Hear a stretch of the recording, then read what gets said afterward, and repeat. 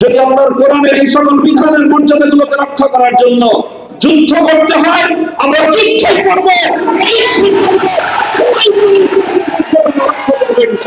নারীদের ব্যাপারে আমাদের পরিষ্কার কথা, আমরা নারীদের ন্যায্য অধিকার চাই। সমান অধিকার নয়, সমান অধিকার দিলে নারীরা টিকতে পারবে না।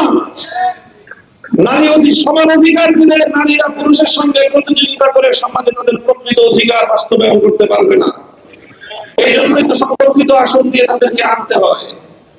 প্রত্যেকটা জায়গায় তাদের জন্য সংরক্ষিত আসন দিয়ে নির্বাচনের মাধ্যমে বিভিন্ন উপায়ে তাদের প্রতিনিধিত্ব নিশ্চিত করতে হয়। কারণ সমান অধিকার দিয়ে নারীরা পুরুষের সঙ্গে প্রতিযোগিতায় অধিকাংশ জায়গায় পারবে না। এই জন্য তাদেরকে ন্যায্য অধিকার নিশ্চিত করতে হবে।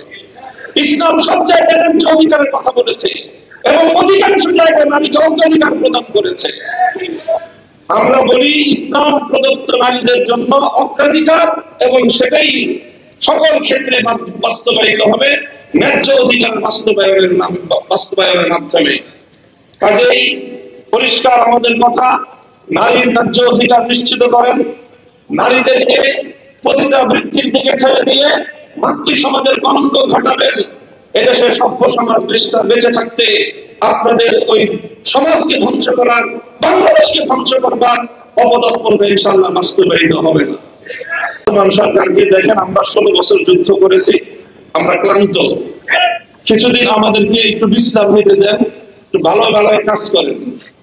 যদি যুদ্ধ করার মতো সাহস অতই যদি আপনাদের সব জাগে, মনে রাখবেন আমি পরিষ্কার বলি,